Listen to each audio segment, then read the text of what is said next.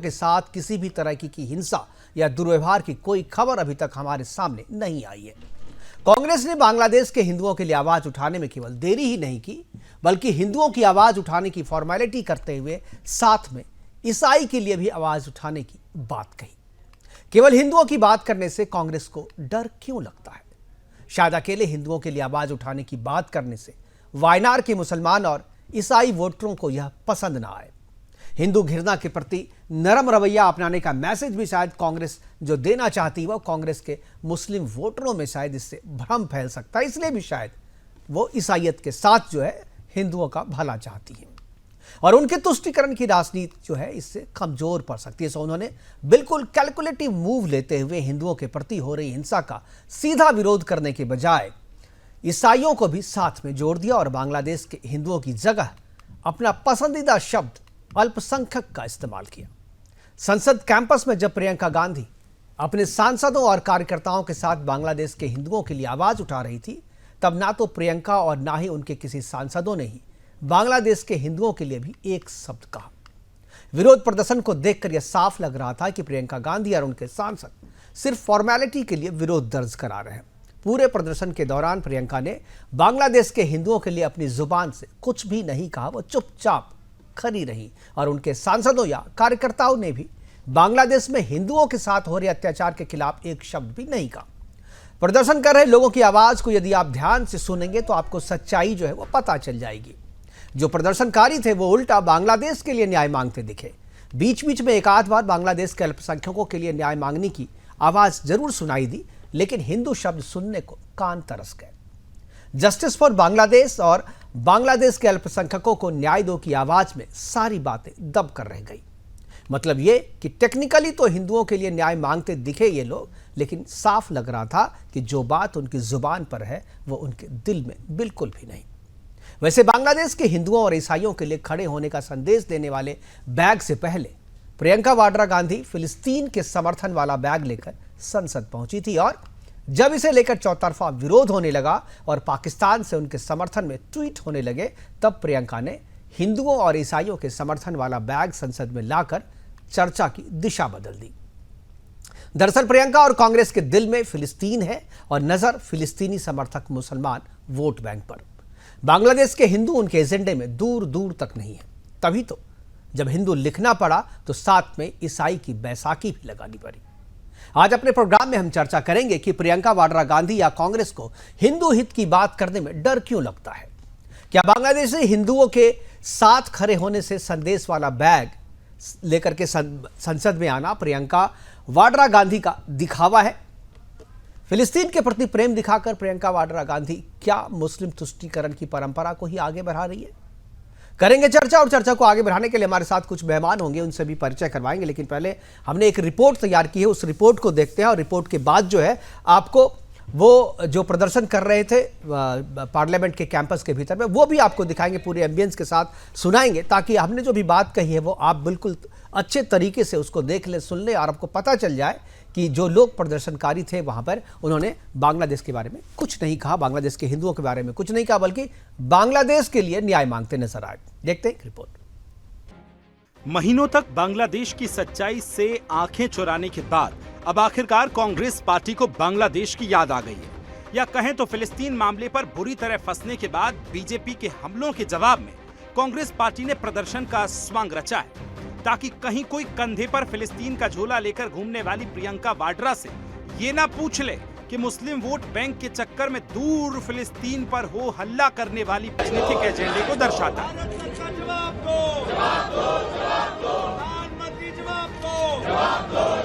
लेकिन यहाँ भी बांग्लादेश पर बोलने के लिए कांग्रेस पार्टी को ईसाईयत का सहारा लेना पड़ा, क्योंकि बांग्लादेश में रोज तिल तिल कर मरते हिंदुओं के साथ ईसाइयों का नाम जोड़कर प्रियंका वाड्रा ने न सिर्फ बांग्लादेशी हिंदुओं का अपमान किया, बल्कि उन्होंने इस बात को साबित भी कर दिया कि कांग्रेस की राजनीति को हिंदू सूट नहीं करता है।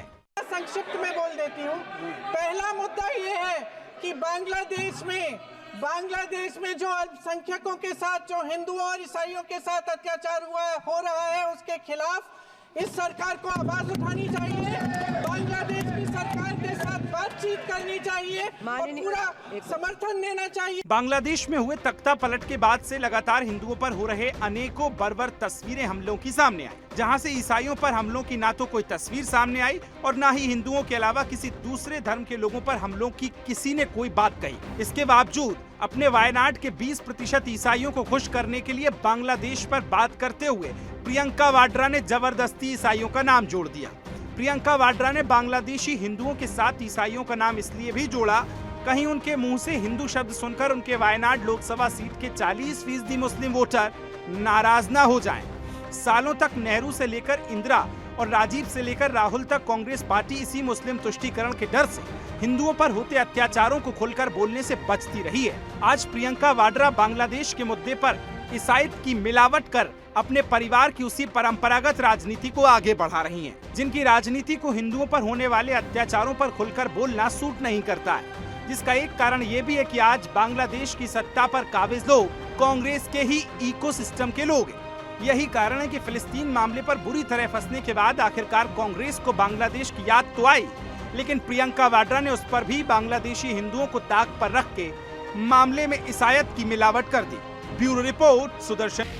सीधे लिए चलते हैं आपको राज्यसभा, जहां पर गृह मंत्री अमित शाह जो है संविधान पे चर्चा के दौरान विपक्ष के सवालों का जवाब दे रहे हैं। एक में हम पर केस ना हो, दूसरे में हम चुनाव हारने वाले तो समय बढ़ा देना, तीसरे में मेरे पर जांच नहीं हो सकती और चौथे में नागरिकों के संविधान प्रदत्त अधिकारों को समाप्त करें। ये उद्देश्य बताते हैं। अब मैं हमारा 4 संशोधन लेकर आता हूं माननीय। सबसे पहला संशोधन नरेंद्र मोदी जी ने सरकार में किया, 101वां नंबर भी अच्छा आया है।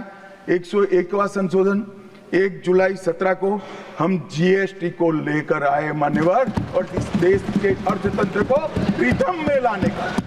कश्मीर से कन्याकुमारी और कामाख्या से द्वारका तक विशाल फैले हुए देश को जीएसटी के तहत 100 अलग अलग बिक्री करके कानूनों को समाप्त कर कर लोगों की हालाकी खत्म कर कर एक कानून लाने का काम नरेंद्र मोदी जी ने किया और वो लोगों की भलाई की।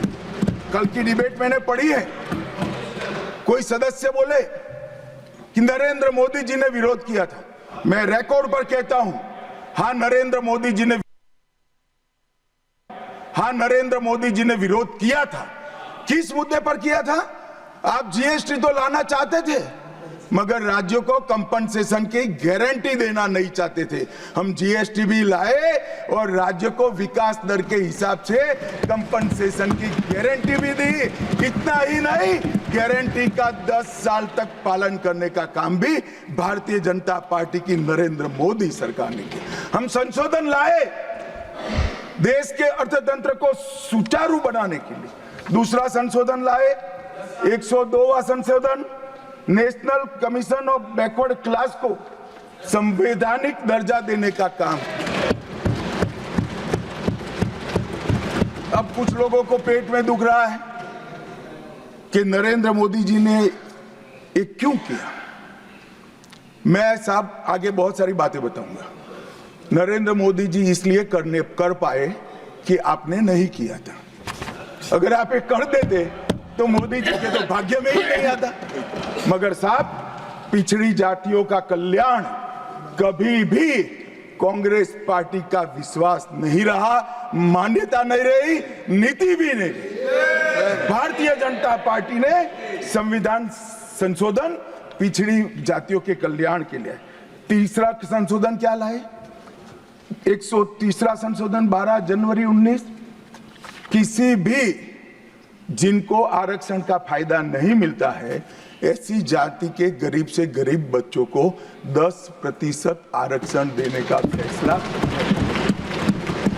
गरीब कल्याण और गरीबी हटाओ की बातों सालों तक करी, सूद नहीं मिली, समय नहीं मिला, विचार नहीं आया। ये विचार नरेंद्र मोदी जी को आया और गरीबों को, बच्चों को 10% आरक्षण पूरे देश भर में मिला। मान्यवर 105वां संशोधन, ओबीसी की पहचान करने के लिए केंद्र के पास अधिकार थे।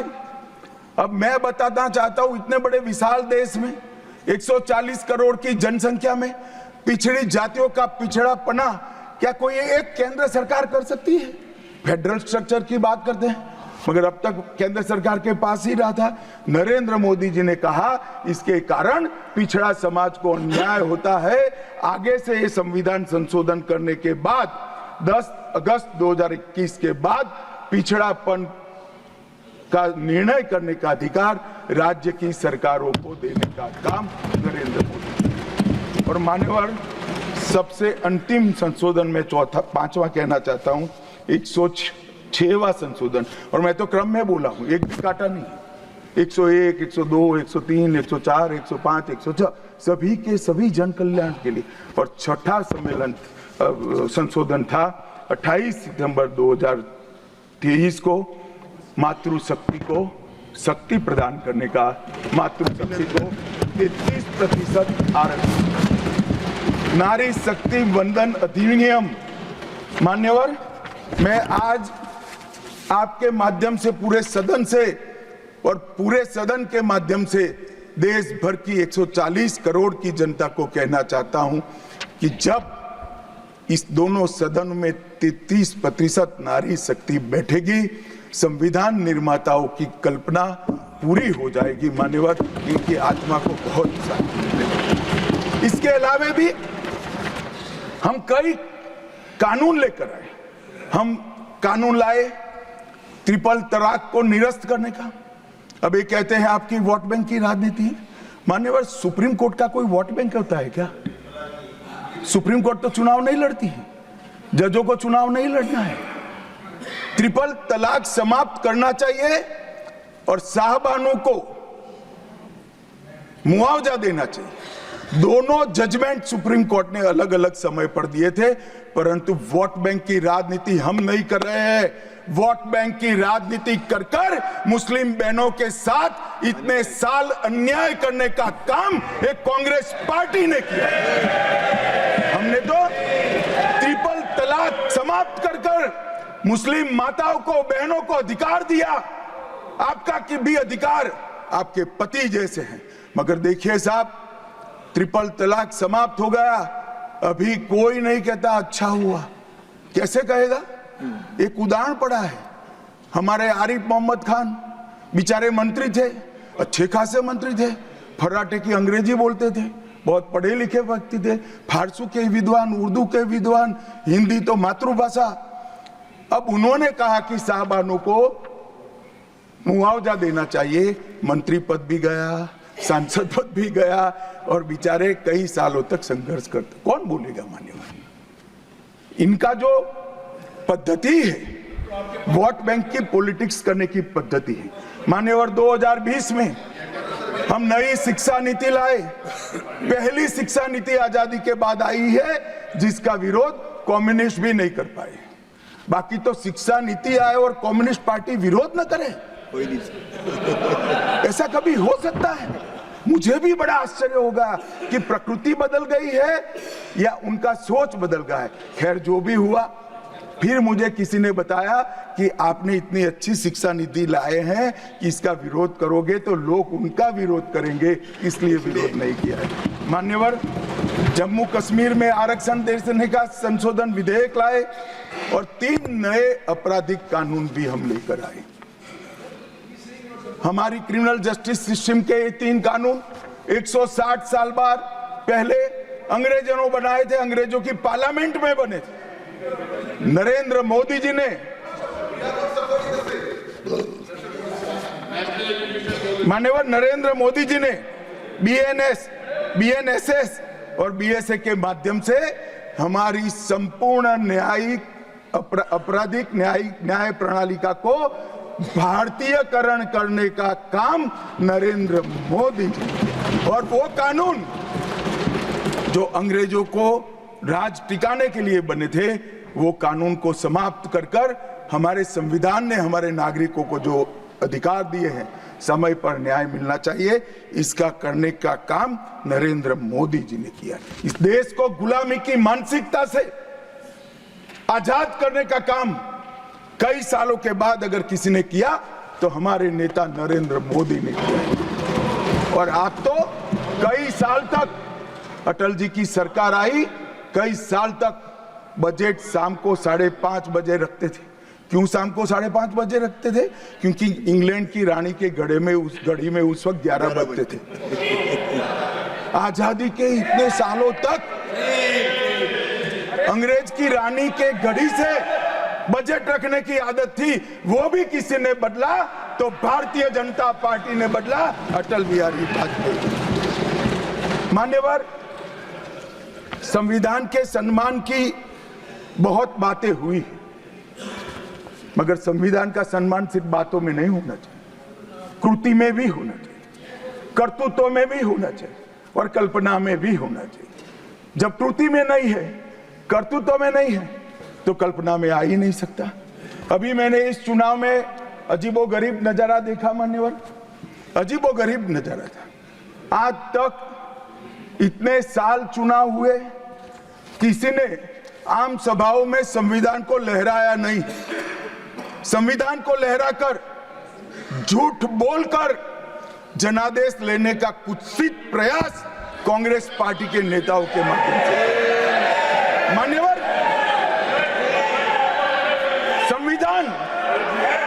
संविधान लहराने का मुद्दा नहीं है, संविधान बहकाने का मुद्दा नहीं है। संविधान विश्वास है, संविधान श्रद्धा है, संविधान को सम्मान करने का। मान्यवर, वो नरेंद्र मोदी जी और लोकसभा में तो किसी को मालूम नहीं पड़ा।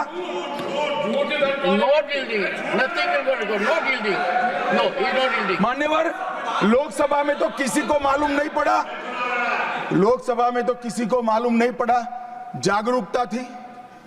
महाराष्ट्र में भी लहराने के अलावे बांटने गए तो एक पत्रकार के हाथ में भी आ गया, खोला तो मान्यवर पूरा कोरा था, अंदर कुछ लिखा ही नहीं था, प्रीएम्बल भी नहीं था। मान्यवर, इतना बड़ा छल,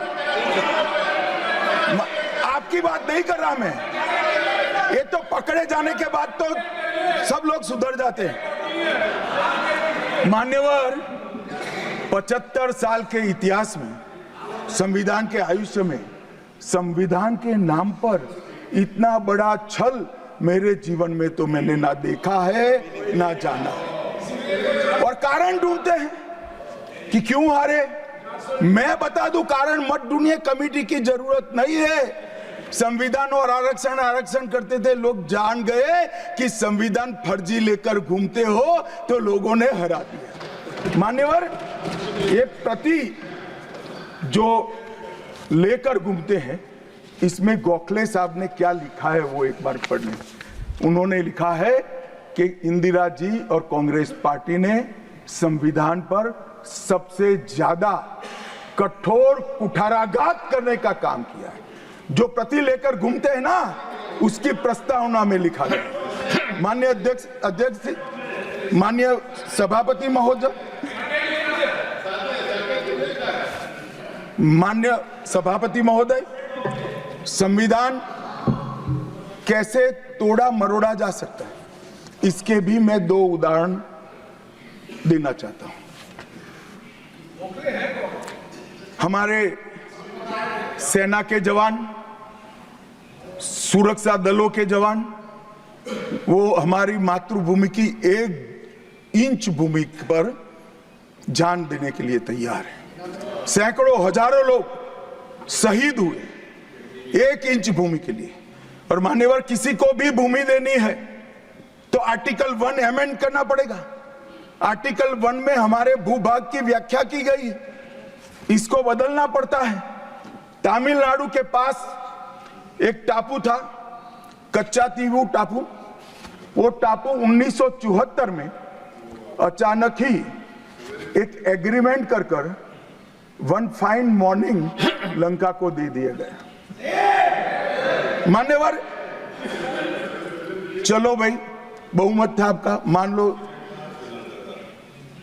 ऐसे भरोसे से किया होगा कि संसद मेरा सम्मान रखेगी, परंतु बाद में भी ये चीज, ये आर्टिकल 1 का बदलाव आज तक नहीं आया है और वो हमारा भूभाग आज हमारा हिस्सा नहीं है।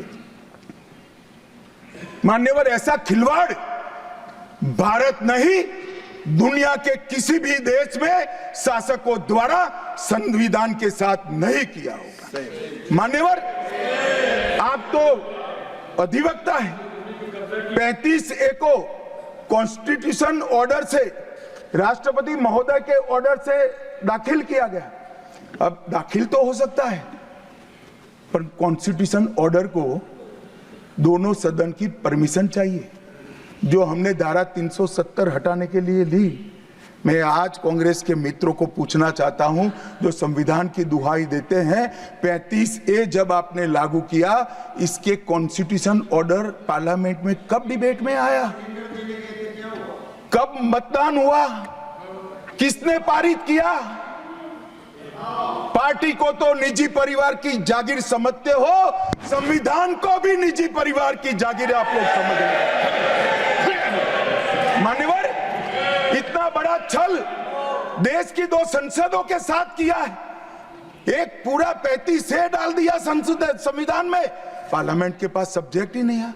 देश का भूभाग दे दिया, पार्लियामेंट के साथ विषय ही नहीं आया। किस प्रकार से आपने संविधान के साथ खिलवाड़ किया है, किस प्रकार से आपने देश को चलाया है, ये देश की जनता को आज इस बहस से मालूम पड़ना चाहिए। मान्यवर, आपातकाल, अभी बड़ी बड़ी उदात्त भावनाओं का स्मरण कांग्रेस के मेरे दोनों सदनों के साथी सदस्य कर रहे थे। यंग सदस्य करे तो मैं समझता हूं, शायद इन्होंने इतिहास न पढ़ा हो, मगर जो लोग आपातकाल के वक्त थे वो भी करते थे। किसी की भी स्मृति इतनी अल्पकालीन कैसे हो सकती है? मान्यवर, क्या हुआ था आपातकाल में? लाखों लोग कोई अपराध के बगैर जेल में ठूस दिए गए। लाखों लोग, कोई पॉलिटिकल पार्टी बाकी नहीं है। आज इनके साथ बैठे हैं, उनमें से भी कुछ लोग जेल में थे, वो भी नहीं बोलते हैं। न्यायालय में डर का माहौल, मीडिया पर सेंसरशिप। इंडियन एक्सप्रेस ने अपना संपादकीय एक भी शब्द लिखे बगैर का कोरा संपादकीय प्रकाशित करा, क्योंकि लिख नहीं सकते थे। श्रीमान शुक्ला साहब से एडिट कराना होता था, वापिस ही नहीं आता था, तो उन्होंने कोरा अखबार ही निकाल दिया। इस तरह से विरोध किया और तय हो गया। मान्यवर, एक व्यक्ति कहेगी वो ही कानून होगा। और क्यों किया? देश पर आक्रमण हुआ था क्या? देश की आंतरिक सलामती ठीक नहीं थी क्या? ना ना ना ना ना ना, ऐसा कुछ नहीं हुआ था। सिर्फ इतना हुआ था कि इलाहाबाद हाईकोर्ट ने उनको सांसद के रूप में अयोग्य ठहरा दिया था। अपनी कुर्सी जाने वाले, चुनाव नहीं कराना था। और मान्यवर, जब पार्लियामेंट, जब इसको चैलेंज किया गया और न्यायालय में, सर्वोच्च अदालत में जब चर्चा चली, तब उन्होंने कहा, नीरज डे को पूछा कि आर्टिकल 21 के तहत के अधिकार इमरजेंसी में समाप्त हो सकते हैं क्या? तो उन्होंने कहा यस सर। साहब, कोई भी वकील को यस सर कहने की इतनी बड़ी फीस नहीं मिली होगी। नीरज डे 11 साल तक अटॉर्नी जनरल रहे, एक यस सर कहने का। मान्यवर, डीओ ड्राफ्ट जो होता है वो कैबिनेट में, कैबिनेट मंत्रालय से आता है। कैबिनेट मंत्रालय में डीओ ही नहीं है। कैबिनेट का जो प्रस्ताव होता है कैबिनेट मंत्रालय के थ्रू जाता है, मगर आज कैबिनेट में कोई रिकॉर्ड नहीं है। कैबिनेट मंत्रालय में, मैं तो छोटा था मान्यवर, मुझे जेल में नहीं जाना पड़ा। मेरी आयु होती तो मेरा भी सौभाग्य होता, पूरे 19 महीने इसके विरोध में मैं जेल में रहना पसंद करता, परंतु मैं छोटा था। मुझे इमरजेंसी की मालूमात कैसे पड़ी? मैं बीना का गीतमाला सुनता था, बीना का गीतमाला अचानक बंद हो गई। तो मैंने घर में झगड़ा किया कि बीना का क्यों गीतमाला क्यों नहीं आती। मेरे पड़ोस वाले चाचा ने कहा, किशोर कुमार के साथ इंदिरा जी का झगड़ा हो गया है, बीना का गीतमाला में किशोर कुमार का आवाज नहीं आना चाहिए। तो नए गीतों की रिकॉर्डिंग हुई और किशोर कुमार और लता मंगेशकर के ड्यूएट गीत भी लता दीदी की आवाज में ही पूरे देश ने 19 महीना सुने। साहब देखिए, डेमोक्रेसी की बात करें। मान्यवर, इस प्रकार की कृति, ऐसा दंड दिया देश की जनता ने उनको कि अब स्वप्न में भी नहीं कर सकते हैं। ऐसी कृति कोई न करे, इसलिए ये बहस जरूरी है। और मान्यवर, हम तो संविधान का सम्मान करते हैं। नरेंद्र मोदी जी ने संविधान दिन मनाने की बात रखी तो एक वरिष्ठ कांग्रेसी नेता ने कहा, क्या जरूरत है संविधान दिन की, 26 जनवरी तो है। बोले, भाई संविधान को जितनी भी बार स्मरण करोगे, इसकी भावनाओं के प्रति आपकी आस्था दृढ़। और मान्यवर, इसलिए नरेंद्र मोदी जी संविधान दिन मनाते हैं और संविधान के निर्माताओं की पुण्य स्मृति में मनाते हैं। मान्यवर, उस वक्त आज ही मुझे किसी शायर ने दुष्यंत कुमार की पंक्ति भेजी है इमरजेंसी के लिए। मैं ज्यादा भाषण इमरजेंसी पर करना नहीं चाहता, परंतु मैं जरूर कहना चाहूंगा। दुष्यंत कुमार की पंक्ति है, एक गुड़िया की कई कठपुतलियों में जान है, एक गुड़िया की कई कठपुतलियों में जान है। आज शायर ये तमाशा देखकर हैरान है। कल नुमाइश में मिला वो चिथड़े हाल कपड़े पहने हुए, मैंने उसको नाम पूछा तुम कौन हो, तो उसने कहा मैं संविधान। दुष्यंत कुमार जी की कविता है मान्यवर, इंदिरा जी को समर्पित है। मान्यवर, जब संविधान बन रहा था, संविधान के हर आर्टिकल पर चर्चा चल रही थी। हम आजाद हो गए थे, आजाद हुए थे, पर हमारा देश कोई नया नहीं बना था। हम तो हजारों सालों से दुनिया में सबसे चिर पुरातन संस्कृति, चिर पुरातन धर्म और चिर पुरातन समाज जीवन लेकर निकले हुए देश हैं। हाँ, एक कालखंड के लिए गुलाम हो गए, आजादी मिली, आगे देश कैसे चले इसका एक डॉक्यूमेंट बनाना था। तो उस डॉक्यूमेंट में चर्चा में आया कि अब देश का नाम क्या हो। अंग्रेज लिख कर गए थे इंडिया, क्योंकि वो भारत को जानते ही नहीं थे। वहां जो प्रचलन में शब्द होंगे यूरोप में, वो शब्द उन्होंने हम पर थोप दिया था और गुलामी की मानसिकता ने इसको स्वीकार भी किया था। मगर जब आजाद हुए तब इस पर चर्चा हुई और अब उस वक्त के सदस्य सेठ गोविंदास ने दरखास्त किया कि देश का नाम भारत रखना चाहिए। उस वक्त जवाहरलाल नेहरू ने कहा कि पीछे देखने की जरूरत नहीं है, भविष्य की ओर देखिए।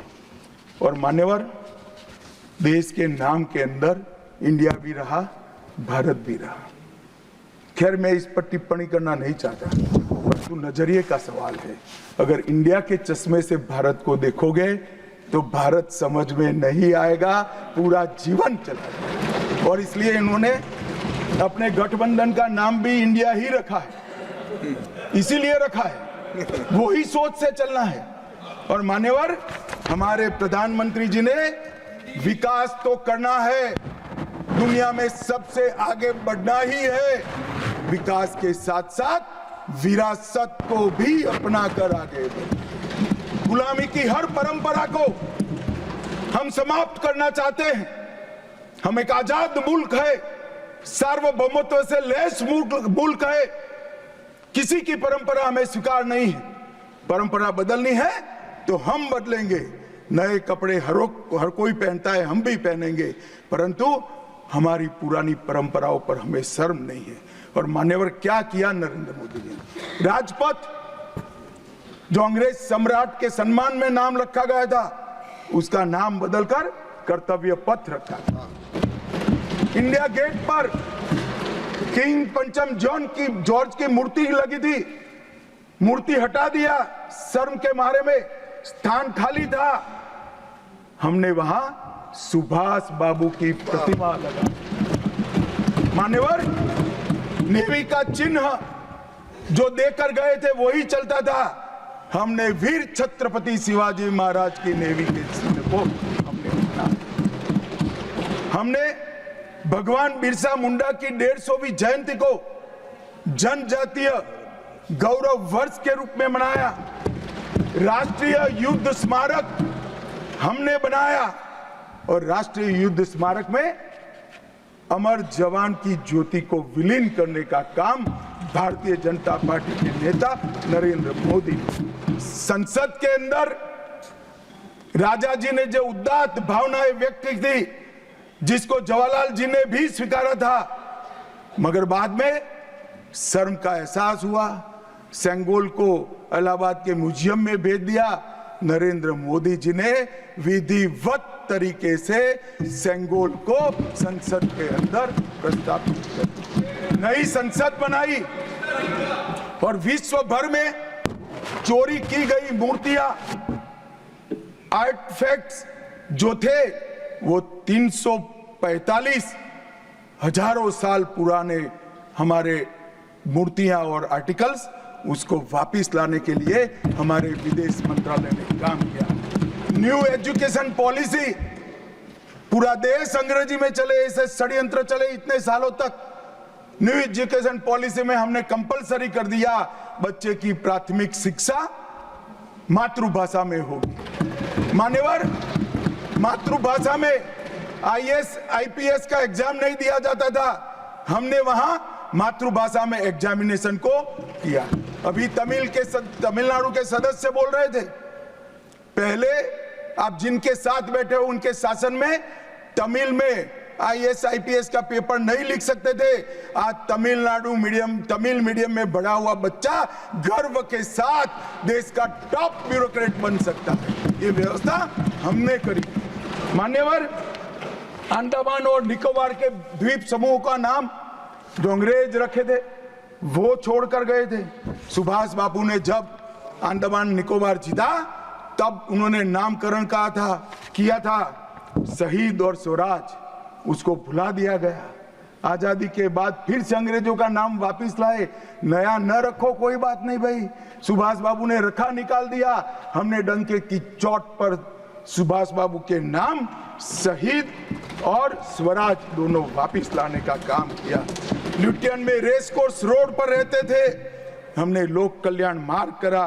डेलहाउसी रोड का नाम दारा सिकोह के नाम से किया और निर्मला जी ब्रीफकेस की जगह वही खाता लेकर आज जब बजट देती है तब पूरे देश भर के भारतीय संस्कृति के लोगों को आनंद होता है। मान्यवर, 1500 से ज्यादा पूरे नए कानूनों को हमने समाप्त करने का काम किया। इन्होंने अपने परिवार की प्रसिद्धि के अलावे कुछ नहीं किया। हजारों जगह पे गांधी नेहरू परिवार के नाम मिलेंगे और किसी का नहीं। सुभाष बाबू का पुतला भी हमने लगाया। मान्यवर, हमने प्रधानमंत्री संग्रहालय बनाया। जवाहरलाल जी से लेकर नरेंद्र मोदी जी के पहले जितने बने वो सभी प्रधानमंत्रियों के जीवन कवन को हमने दिखाने का काम किया। वहां पहले सिर्फ जवाहरलाल जी का मिशन, G20 की अध्यक्षता हमने की और भारतीय सांस्कृतिक और वैश्विक समन्वय को हमने प्रोत्साहित। राम मंदिर का निर्माण, काशी विश्वनाथ धाम का पुनरुद्धार, काशी उज्जैन शारदा पीठ, करतारपुर साहिब कॉरिडोर, योग को वैश्विक पहचान और 160 साल पुराने कानूनों को खत्म करने का काम नरेंद्र मोदी जी ने किया। हम पीछे नहीं गए, ऐसा वो मानते थे पीछे चले जाओगे, पीछे नहीं गए। पीछे तो आप छोड़कर गए थे। आप 14वें नंबर पर छोड़कर गए थे, अटल जी 11 पे लाए, फिर 11 से नीचे नहीं गए, देश पर बड़ा उपकार किया। मोदी जी 11वें से 5वें नंबर पर लाए और 27 में 3रे नंबर पर पहुंच गए। मान्यवर, अभी कुछ नेताओं को आरक्षण में चुनाव जीतने की फॉर्मूला दिखाई पड़ती है। आरक्षण आरक्षण आरक्षण आरक्षण आरक्षण कोई आज की कल्पना नहीं है, हमारे संविधान निर्माताओं ने की।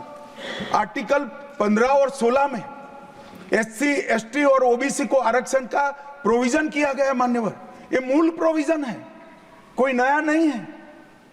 इतनी जोर से आरक्षण आरक्षण आरक्षण कर छाती चौड़ी कर चिल्लाते। आज मैं बताना चाहता हूं कि कांग्रेस पार्टी किस प्रकार से आरक्षण विरोधी पार्टी है। मान्यवर, इनका कहना और करना दोनों अलग है। मान्यवर, आरक्षण के लिए नेहरू जी के उद्गार अंत में मैं बताऊंगा, परंतु ओबीसी को आरक्षण देने के लिए 1955 में काका साहेब कालेलकर कमीशन बना। मान्यवर, इसका रिपोर्ट कहां है? दोनों सदन के रिकॉर्ड पर मैंने ढूंढा, कहीं नहीं, बुला दिया गया। क्यों?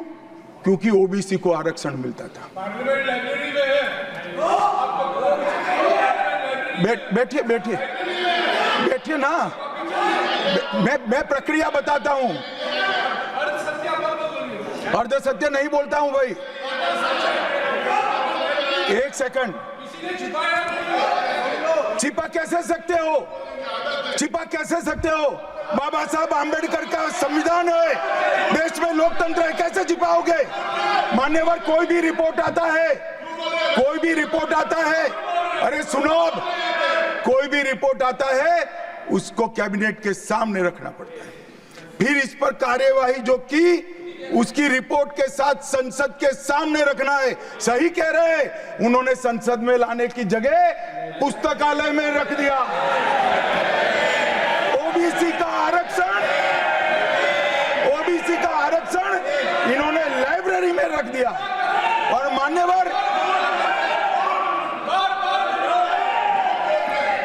मान्यवर, अगर काका साहेब कालेलकर कमीशन का रिपोर्ट स्वीकार कर लिए होते तो 1980 में मंडल कमीशन की रिपोर्ट की जरूरत ना पड़ती।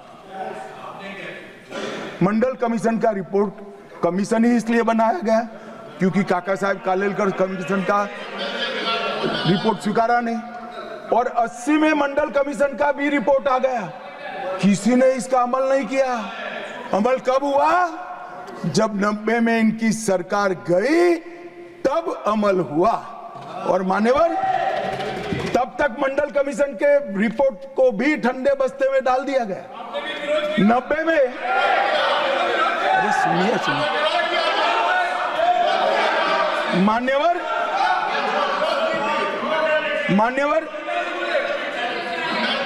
मंडल कमीशन के रिपोर्ट को जब स्वीकार किया गया, लोकसभा में प्रतिपक्ष के नेता थे श्रीमान राजीव गांधी। मैंने राजीव गांधी जी के सभी भाषणों को खंगाला। सबसे लंबा भाषण मंडल कमीशन के रिपोर्ट के विरोध करने के लिए किया है। और इन्होंने कहा पिछड़ों को आरक्षण देने से इस देश में योग्यता का अभाव हो जाएगा। अब ये तो आपके विचार है। मान्यवर, राजीव गांधी की स्पीच भी, श्री राजीव गांधी की स्पीच भी लोकसभा के रिकॉर्ड पर पड़ी है। लाइब्रेरी में आप जाते हैं, लोकसभा की स्पीच निकलवा कर नहीं पढ़ते हैं। जयराम जी, पढ़ लीजिए एक बार। और नरेंद्र मोदी जी ने क्या किया मान्यवर? ओबीसी कमीशन को नरेंद्र मोदी जी ने मान्यता दी, पिछड़ा वर्ग का सम्मान किया, नेट, नीट, जेई, उसमें ओबीसी का आरक्षण किया। और इन्होंने क्या किया? अभी भी ये तो सब नेहरू जी, इंदिरा जी और अब भी चलता रहता है। एक इन्होंने क्या किया? झूठ बोलना शुरू किया कि हम आरक्षण बढ़ा देंगे, आरक्षण बढ़ा देंगे, आरक्षण बढ़ाना चाहिए, आरक्षण 50% से ज्यादा बढ़ा। ये क्यों बढ़ाना है मैं बताना चाहता हूं। मान्यवर, झूठ नहीं, असत्य, झूठ की जगह असत्य। चलिए मान्यवर, आपने भी करेक्ट किया, खड़गे जी की बात को स्वीकार कर लेता हूं। उन्होंने झूठ नहीं बोला, वो सत्य से परे बोले हैं, वो नहीं बोलना चाहिए। मान्यवर, इन्होंने 50% से ज्यादा आरक्षण करने की वकालत की।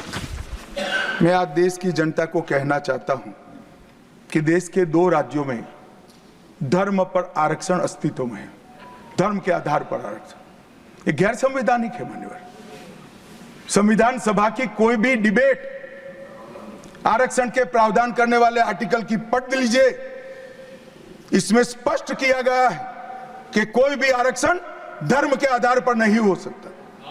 आरक्षण पिछड़ापन के आधार पर।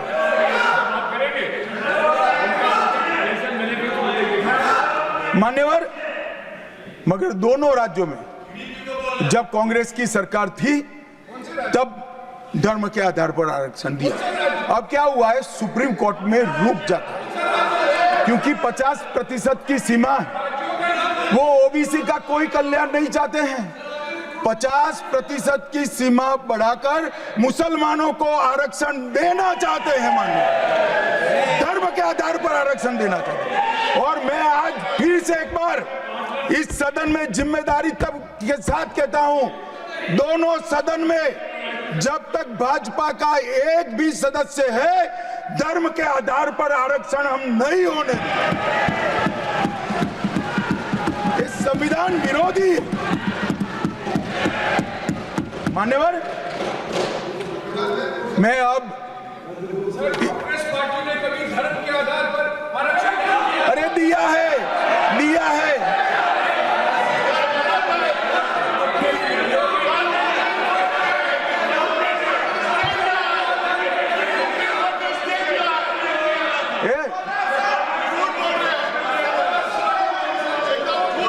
मान्यवर, इससे तो ये बच जाएंगे, मगर मैं रिकॉर्ड पर से कुछ कोट अनकोट कहना चाहता हूं जो संविधान सभा की चर्चा का रिकॉर्ड है। जवाहरलाल नेहरू जी ने कहा, मैं ये देखकर सचमुच आश्चर्यचकित हूं कि नियुक्ति में आरक्षण के सिद्धांत को कितनी देर तक ले जा रहा है, मतलब कितना बढ़ा रहे हैं।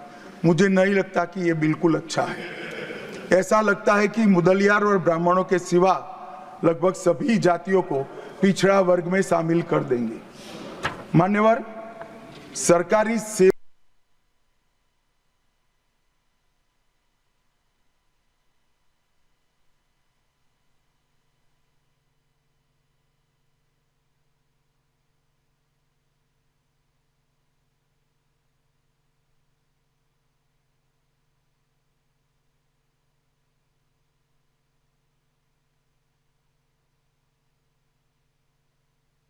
सेवाओं में आरक्षण के लिए इनके विचार थे। मैं इस बात से चिंतित हूं कि सरकारी सेवाओं में नियुक्ति के लिए बहुत सारी जातियां और समूहों के आरक्षण के प्रस्ताव आते हैं। ये बहुत बुरी प्रवृत्ति है। इससे सरकारी कामकाज और आम तौर पर विकास और सार्वजनिक जीवन में गिरावट आएगी। मान्यवर, ये इनके विचार है, आज तक नहीं बदले, यही विचार है। मगर अभी जोर से बोलना, एक शब्द का प्रयोग मैं नहीं कर सकता, आगे गलती हो गई थी, असत्य बोलना और सार्वजनिक रूप से बोलना, इस सिद्धांत को कुछ नेताओं ने स्वीकार कर लिया। मान्यवर, हमारे संविधान के directive of principle of state policies भाग 4 के अनुच्छेद 44 में एक एंट्री है जो कॉमन सिविल कोड की यूसीसी की बात करती है।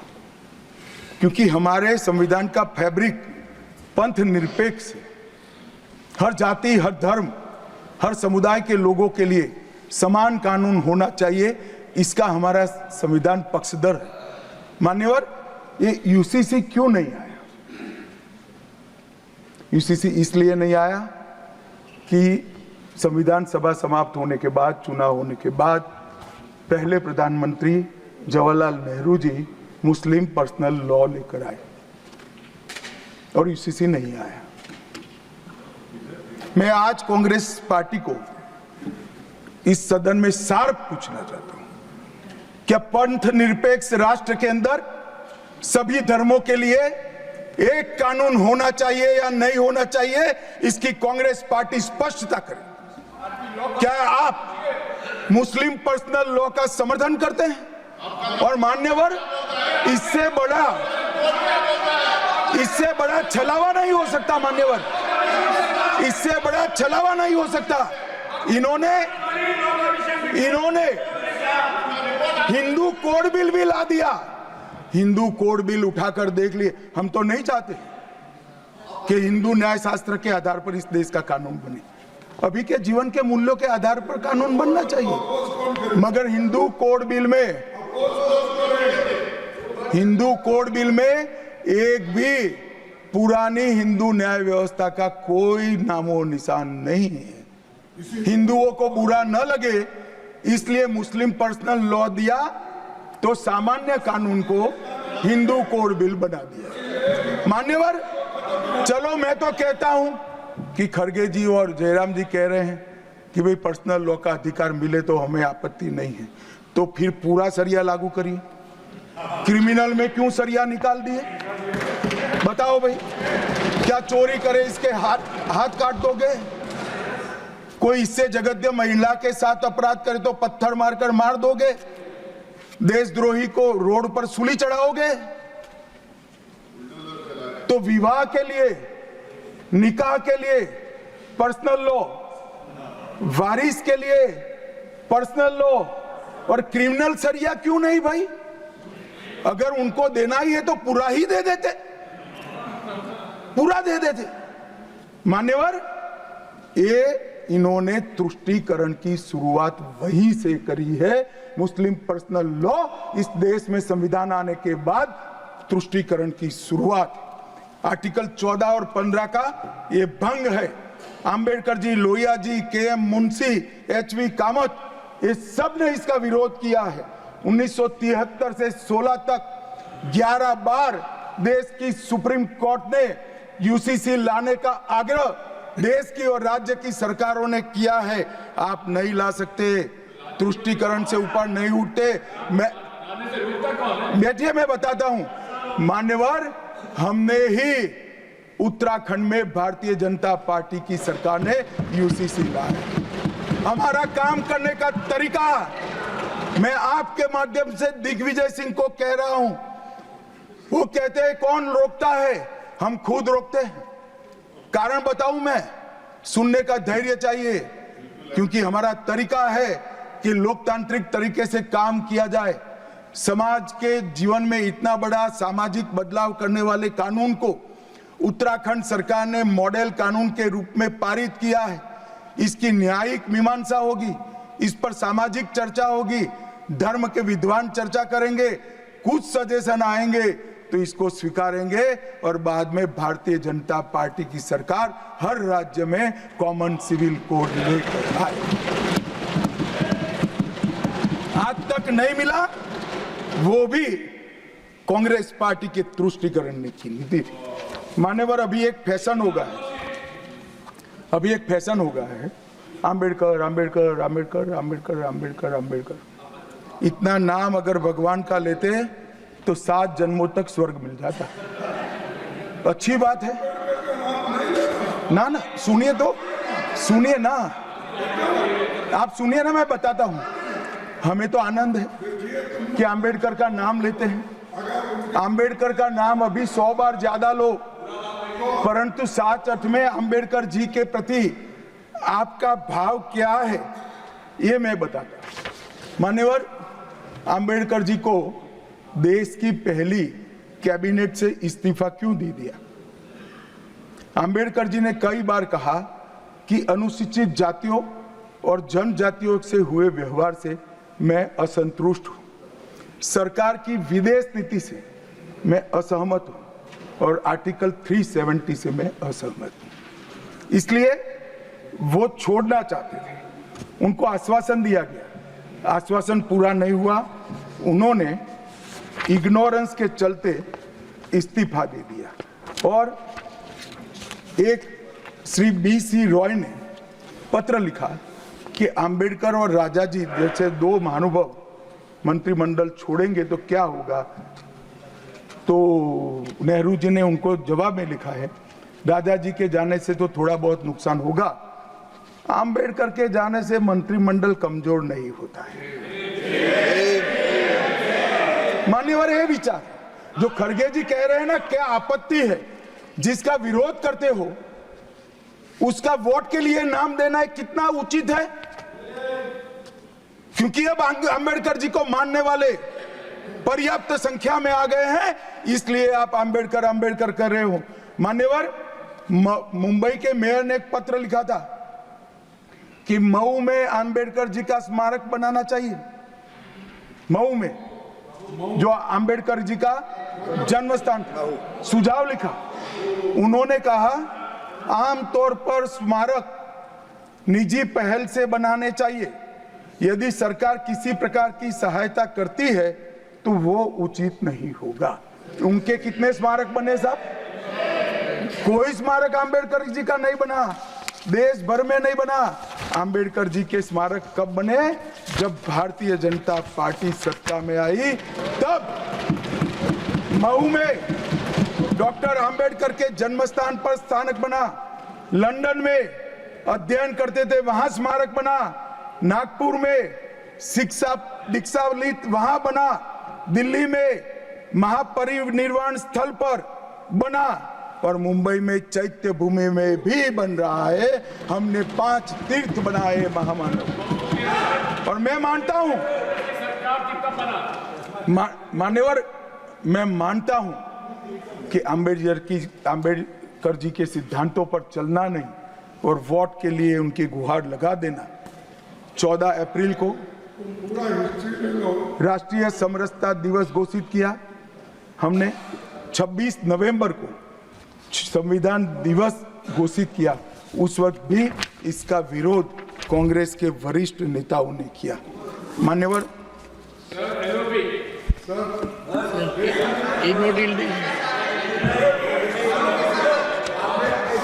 मान्यवर 370 पर कई बार चर्चा हुई है। मैं ज्यादा कहना नहीं चाहता। सब जानते हैं कि एक टेम्पररी प्रोविजन को अनौरत संतान की तरह अपनी गोदी में 70 साल तक कांग्रेस ने खिलाने का काम किया,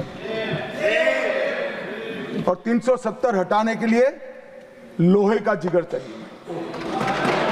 और जब देश के प्रधानमंत्री नरेंद्र मोदी जी 2019 में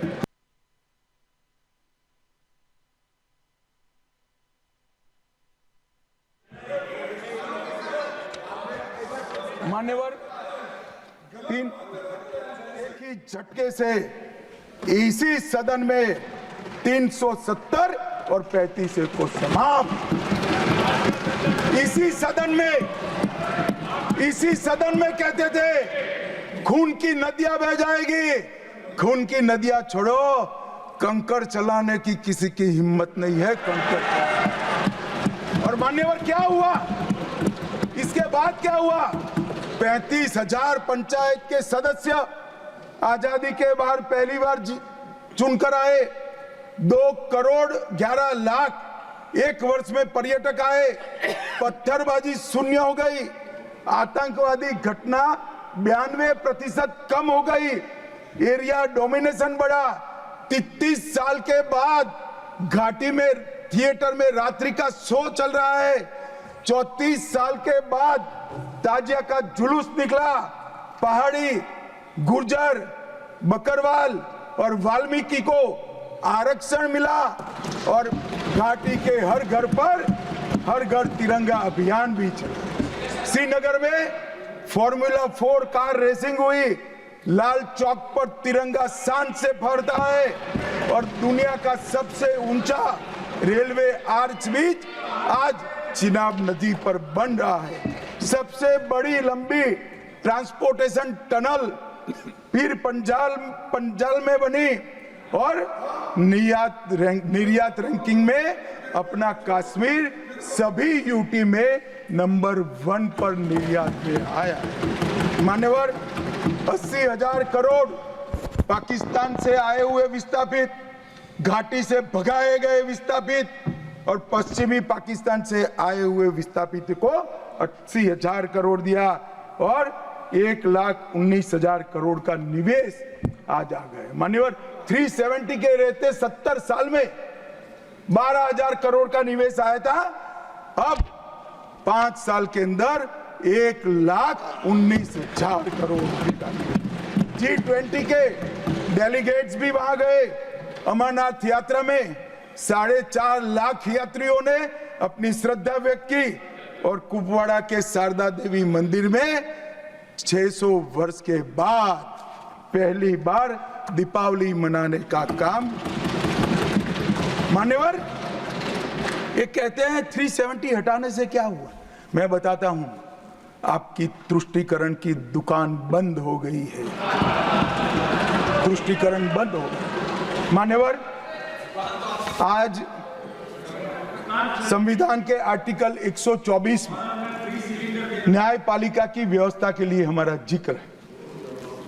कांग्रेस पार्टी की सरकारों ने आर्टिकल 124 की भावनाओं के साथ किस तरह से खिलवाड़ किया है, वो मैं आज सदन के माध्यम से सभी सदस्यों को और देश को बताना चाहता हूं। पहला मामला 1973 में जब संसद और सुप्रीम कोर्ट के बीच में न्यायिक पुनरावलोकन जुडिशियल रिव्यू के लेकर संघर्ष हुआ, तब उसको समाप्त कर देने का काम कांग्रेस पार्टी ने किया और इसके बाद में केशवानंद भारती ने फिर से इसको रिस्टोर किया। फैसले से नाराज होकर, फैसला तो चलो पक्ष में भी आता है, खिलाफ भी आता है, हमारे खिलाफ भी कई फैसले आते हैं, क्या कर सकते हैं, मानना चाहिए, हमारी संवैधानिक व्यवस्था है, आर्टिकल 124 कहता है। परंतु कांग्रेस ने क्या किया, 3 वरिष्ठ न्यायाधीश जस्टिस JM सेलत, KS हेगड़े और AN ग्रोवर, तीनों को प्रमोशन से महरूम कर सजा देकर चौथे न्यायाधीश को प्रमोशन देने का काम करा, जिसके कारण ये 3 सज्जनों ने अपना अपमान महसूस करते हुए संविधान की सुरक्षा के लिए इस्तीफा देकर घर पे जाना पसंद किया।